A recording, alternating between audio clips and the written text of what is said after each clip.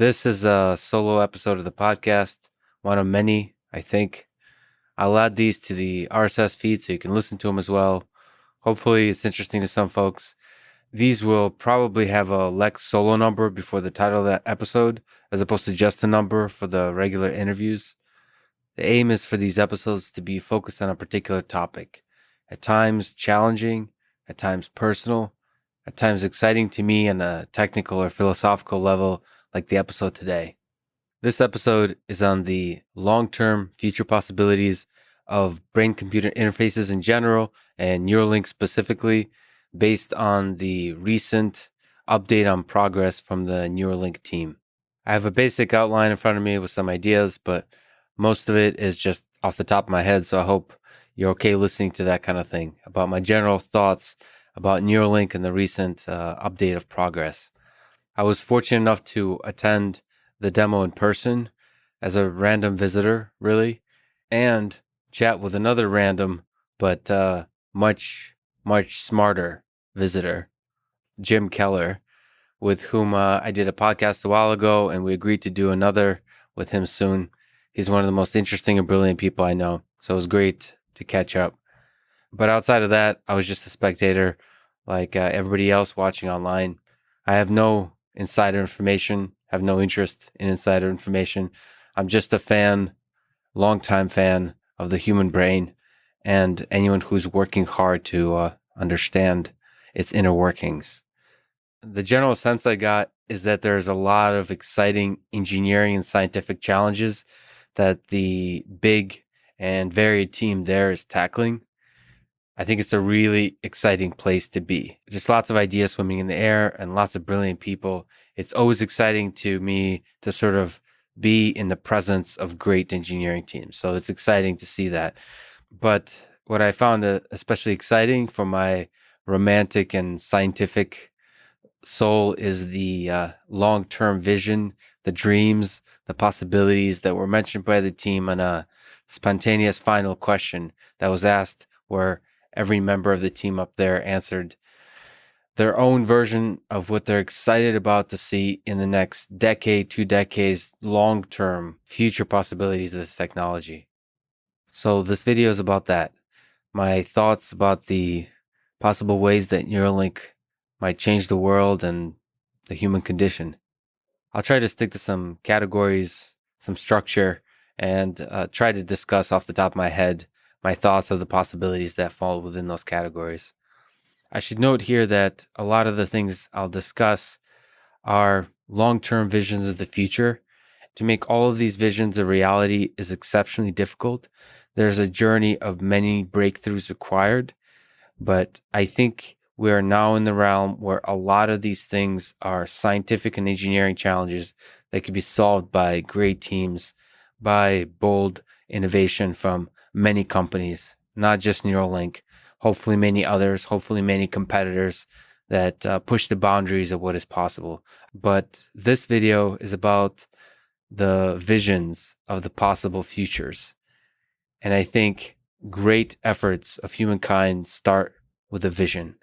Let me give you a quick outline of categories within which I see some exciting possibilities. So first is alleviation of human suffering. Second is understanding of consciousness, intelligence. Third is augmentation of the body, and mind, and generally augmenting reality.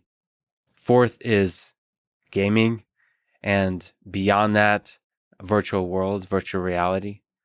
Fifth is all the engineering challenges around merging biological systems and computational systems, basically tech. Sixth is telepathy, much richer forms of different communication. Seventh is saving and replaying of memories, but also saving and replaying of mental state or mind states, period.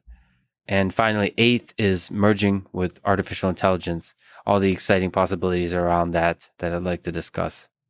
So, since I'm Russian, let's start by discussing human suffering.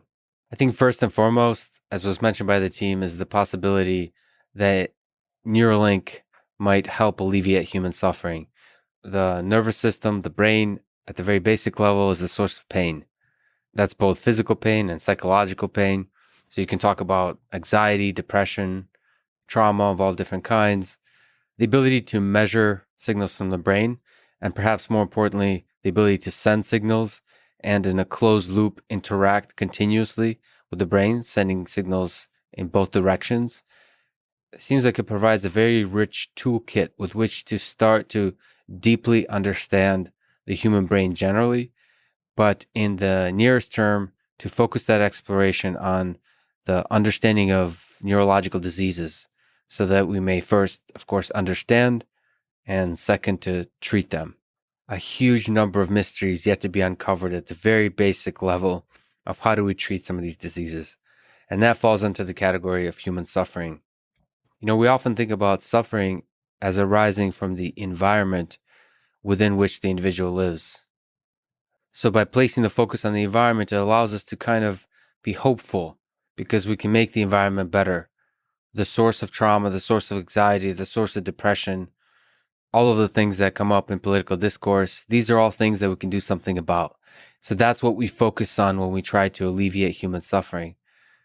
But from another perspective, the real source of suffering and pain is the human mind, which creates the experience, the lived experience from the perception of the external environment and the perception of the internal environment. Now, there's a lot of discussion of meditation, exercise, a lot of social programs and education, all kinds of things that aim to help the mind. But in addition to that, the exciting possibility with a brain-computer interface is that we might be able to accelerate our understanding and treatment and control of the internal environment of the mind. Now, of course, it's also important to say that there's injustice in the world, there's evil in the world. Neither Neuralink or any other piece of technology will be able to get rid of hatred in the world. But the hope is that at the individual level, you'll be able to aid in the alleviation to some degree of all the sources of neurological suffering.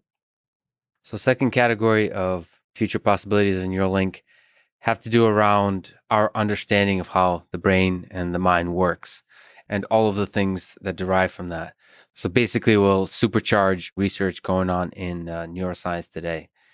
So first is understanding how the brain works at the functional level. So all the different modules, from memory to perception to cognition and all the submodules of that.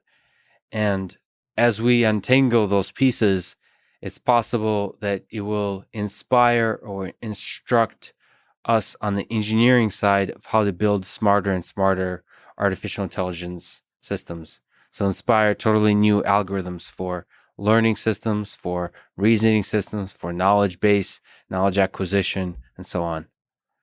And as you push that further, of course, to me, as an artificial intelligence researcher, the exciting possibility is that we may be able to understand human intelligence, where, not location-wise, but functionally, where intelligence arises in the brain, or good answers to the question of what is intelligence.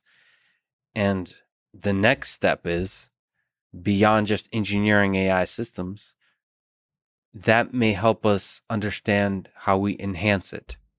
You have all these productivity hacks, all these kind of life hacks, understanding from where our ability to reason about this world comes from might help us to really have some nice brain hacks to improve our ability to reason in a purely natural way. I'm referring to this is before any kind of augmentation from a computational device.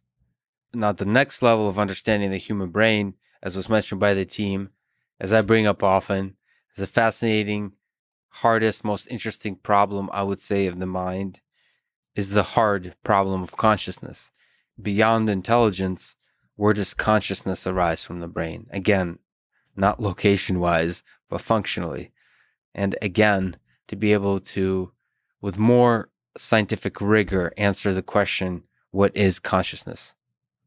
Is it a property of matter? Is it a unique emergent property of the human brain? is it something totally different that we don't even understand? Like our mind is some kind of key into an alternate dimension that only psychedelics and a device like Neuralink may be able to unlock. So, at the risk of sounding crazy, it's an exciting possibility to take consciousness from, I would say, a field of philosophy in the 20th century to a field of science and engineering in the 21st century.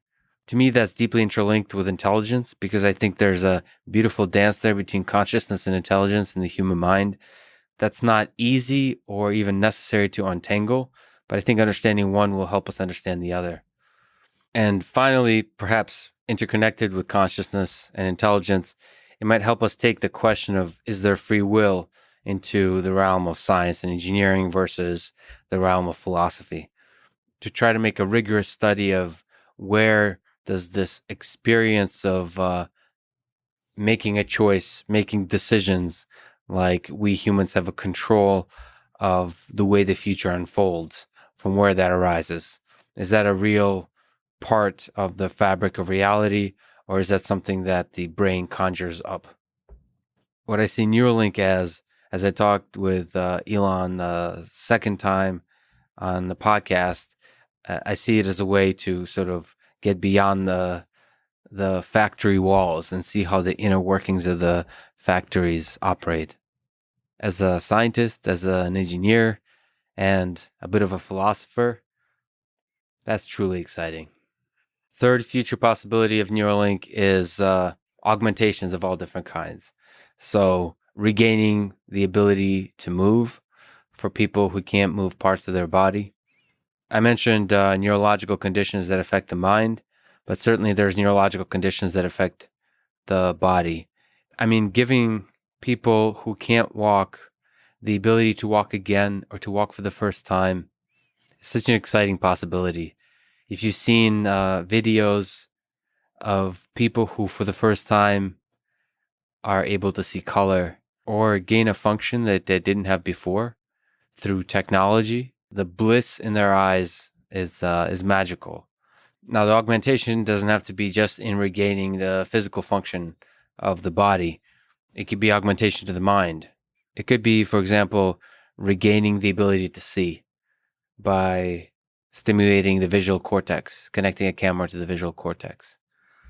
And perhaps more than regaining regular visual function, it could lead to superhuman level vision, whether that's expanding the spectrum, like ability to see infrared, or it's doing some basic augmented reality kind of things where some of the detections are done for you about moving objects, about the categories of objects and all that kind of stuff.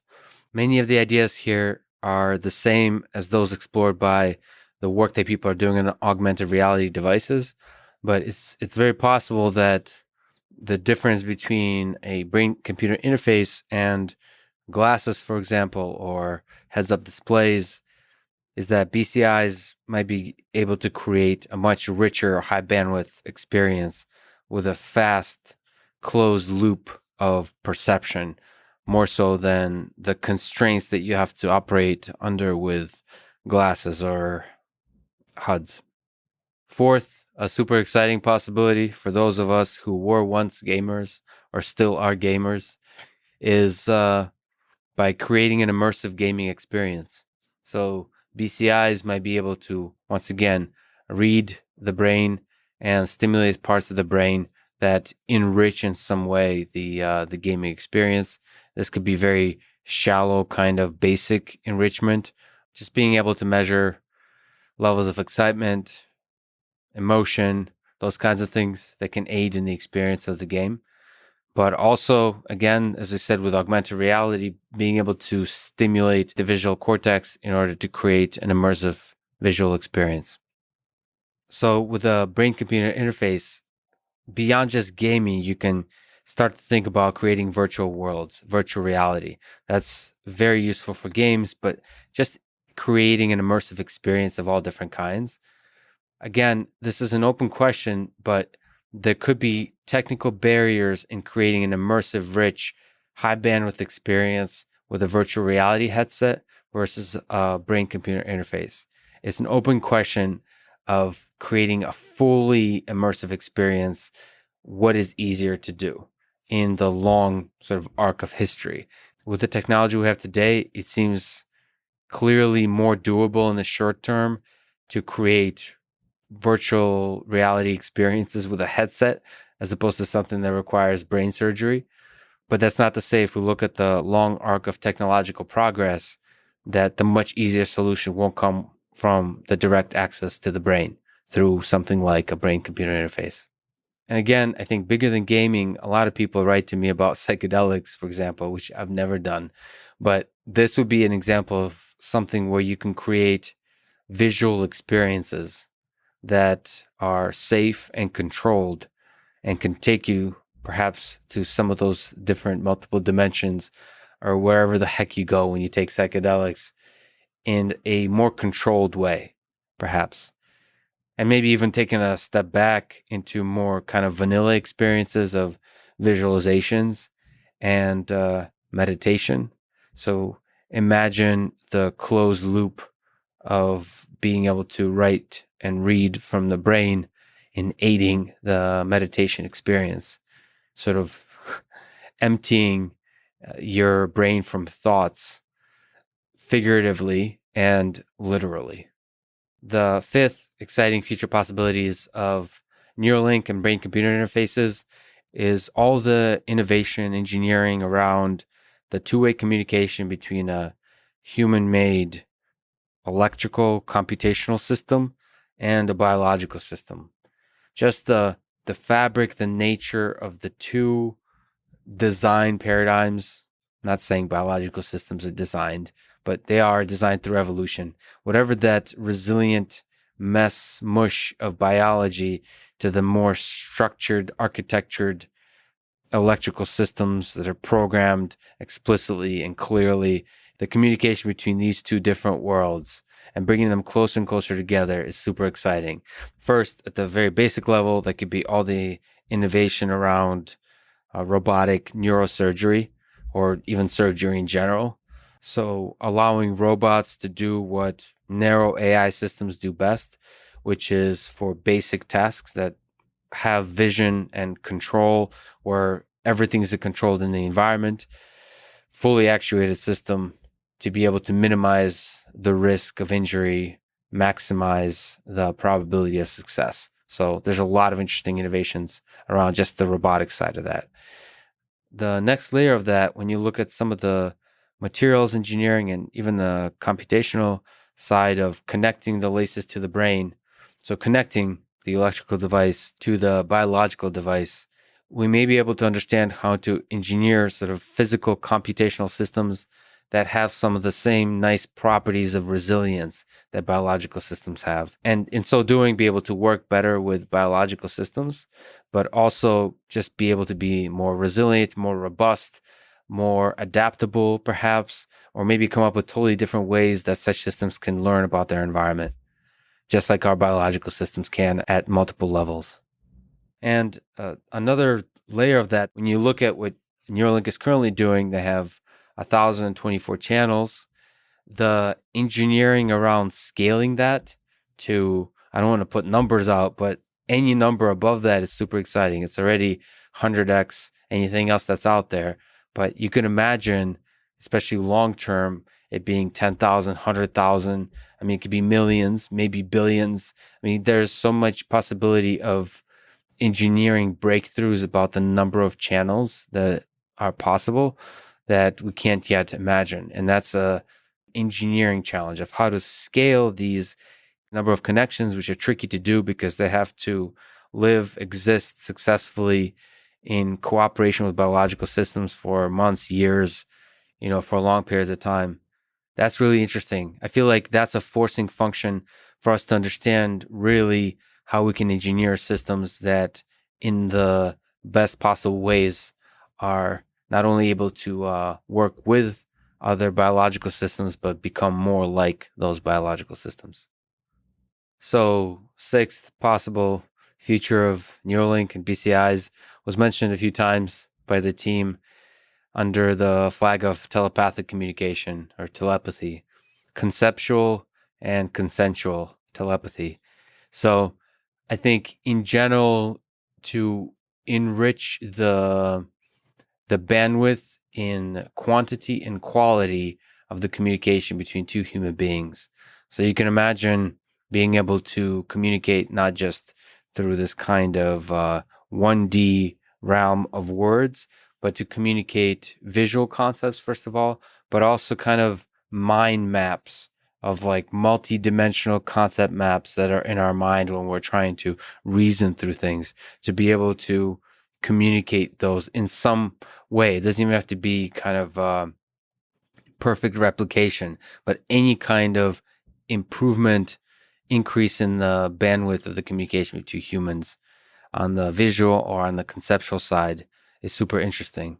I think somebody on the team mentioned kind of art, to be able to communicate creative, artistic kind of things that are in your mind and share them with others without having to learn the skill of converting that art into something in the physical world that's that can be, observed by others. You can sort of directly, without learning the skill, be able to communicate all the crazy, beautiful things that are in your mind.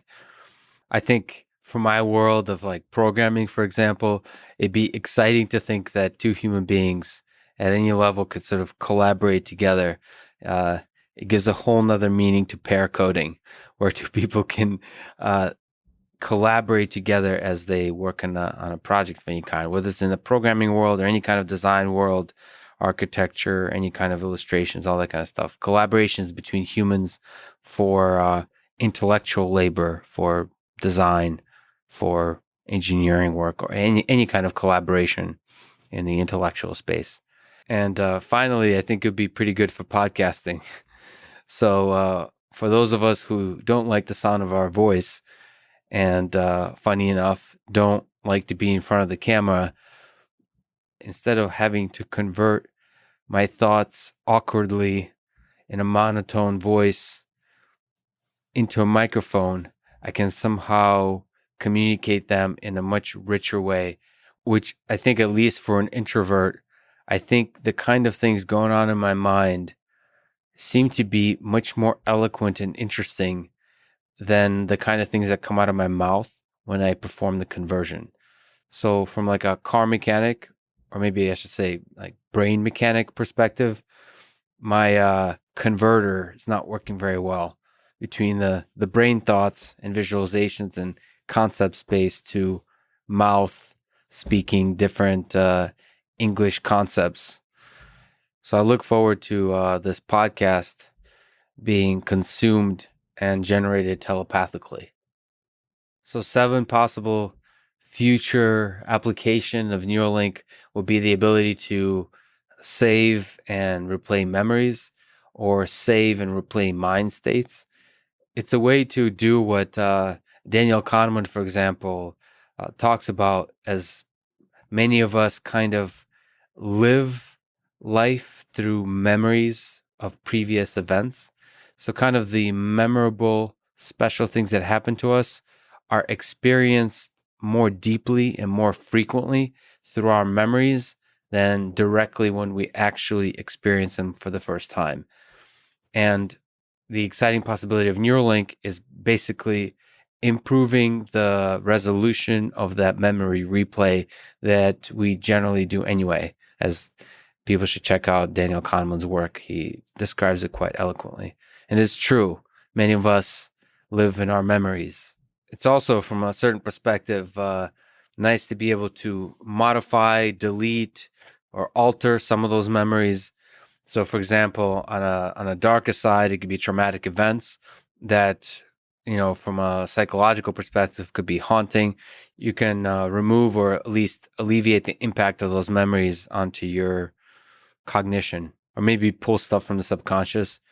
You can think of it as Freud's favorite kind of toolkit to play around and explore with our own mind to discover our demons.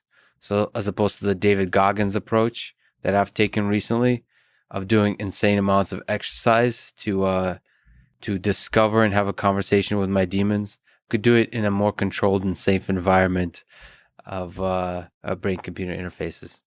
As a quick side note, there's interesting echoes of the memory replay that you see in our reinforcement learning systems. So it's kind of interesting to think that instead of just us being able to replay our memories, it could be our own little machine learning systems that can learn something from our previous memories by replaying them over and over to try to give us maybe a strategy of how to avoid those memories in the past. So it's basically converting our prior experiences into data. And once it's converted into data, that could be used for all kinds of applications.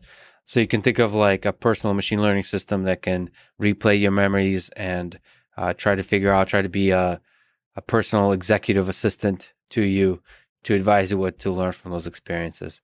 With a lot of these applications that I've already discussed, privacy and security is of paramount importance. I mean, like with actually a lot of our technology, but this is very much at the forefront of what Neuralink is working on currently and always will be. And I think a lot of companies in general in the tech space will sink or swim based on how much they respect privacy and security. I think in the early days of our development with social networks and so on, you could get away easier by being careless with people's data. I think my long-term, perhaps optimistic, but I think it's a realistic view of the future that people will demand much more control over their data, demand much more transparency around privacy and security, transparency and clarity. So, of course, that's underlying all the different futures that I'm discussing. And finally, to move a little bit beyond the ability to save and replay memories is to save mental states. And that's essentially a path towards digital immortality. So you can think of being able to save the contents or the critical contents of your mind into digital form and then being able to transfer it to other systems, to robots, or as in, for example, my discussion with Sarah Seeger, who searches for habitable planets outside our solar system, exoplanets. We discussed the idea that one way perhaps to reach far away livable planets that might have extraterrestrial intelligent life on them is by sending digital humans there. So being able to save essential or entire contents of the human mind and to be able to reload it once you arrive into any kind of, whether it's a biological or a robotic system. So that's the kind of stuff that Ray Kurzweil thinks about. It's also a kind of stuff that I think a lot of people are excited about, is the ability to store and digitally transfer the contents, the important, the beautiful contents of the human mind. Finally, the eighth future possibility of Neuralink, and also one of the original motivations behind the company, is the methodology by which the human mind, the human brain, the human society can merge with artificial intelligence systems once they're able to achieve human level and superhuman level intelligence. Since the origins of the field of AI, most, if not all, of the progress that's been made has been in what might be called narrow artificial intelligence. But as a lot of people have discussed, now there's a lot of debates around this, there's a lot of thoughts, but it seems very possible that humans, limited though we are, will one day be able to engineer systems that are far more intelligent than us human beings in some dimension that fundamentally changes the fabric of human society. So we already have AI systems that are much better at a lot of things than humans in a narrow way. But there might be a set of dimensions where an intelligent system is able to generalize better than humans in a set of tasks that can lead to existential risks to human beings, where artificial intelligence systems essentially become a kind of direct or indirect competitor. Whether that's a paperclip manufacturing AI systems that destroys all humans just to make its manufacture paperclips a little bit more efficient, or if it's a much more complex, distributed system, kind of like our social networks of today, but much smarter, with some kind of combination of GPT-3 or GPT-20 systems that kind of creep up on us like the boiling water creeps up on the lobster and overwhelms the resources or the capacities of human civilization in a way that's fundamentally traumatic or destructive or poses an existential risk. Even if that point is far away in time, and that's difficult to predict, I think it's very difficult to rationally say that we will never reach that point. So once you allow that as a possibility, you start to think from an engineering perspective, how can we minimize the existential risk associated with that? And then creating ways to merge with the AI. So we kind of ride the wave of AI and they ride the wave of the functionalities of the human brain is an interesting possibility. I think it's a beautiful vision of a future that's mostly filled with mystery. So we don't know how AGI systems will evolve, but it's an interesting idea that as AI systems become smarter and smarter, it is one way to ensure our survival is to expand the capacity of the human mind to communicate with AI and with the AI to communicate with the human mind. At the basic level, to me, that's super exciting because AI systems can learn from the brain can learn from AI systems. And I'm, as a person who is a big fan of deep thinking, of sitting for multiple hours and focusing on a single idea and just thinking with a sheet of paper and thinking about an idea, I find myself needing to look up things a lot. And that's actually a huge distraction and it's a huge drain on my mental resources and a kind of distraction. The timing of the thinking is disrupted by having to look up different kinds of information, to look up different kinds of papers, to look up even basic information on Wikipedia. So the ability to kind of close the loop, to increase the bandwidth of thinking, of the lookup of the information that's available online is super exciting to me. Now, that's not even AGI. That's just like basic recommender systems, basic search engines, basic even like GPT-3 plus type of communication back and forth. I think that's really exciting to empower the brain as it's doing the usual kind of deep thinking that it's capable of. And then, of course, you could take that farther as the AI systems get smarter and smarter and smarter. If we completely open the gates of the communication in two ways, then it increases the likelihood of AGI not leaving us behind. And I think that's a scary and exciting future. And that's probably where we humans do our best work. I hope these thoughts were interesting, useful to some of you in these difficult times of economic pain, of political division. I personally, and I hope others do too, draw a lot of inspiration from companies, from people, from scientists that are boldly pushing forward the limits of human knowledge, the limits of human capability, and just engineering and building, doing their best to engineer and build a better future for our world. So I hope you find it inspiring as well. And as always, I love you all and hope to see you next time.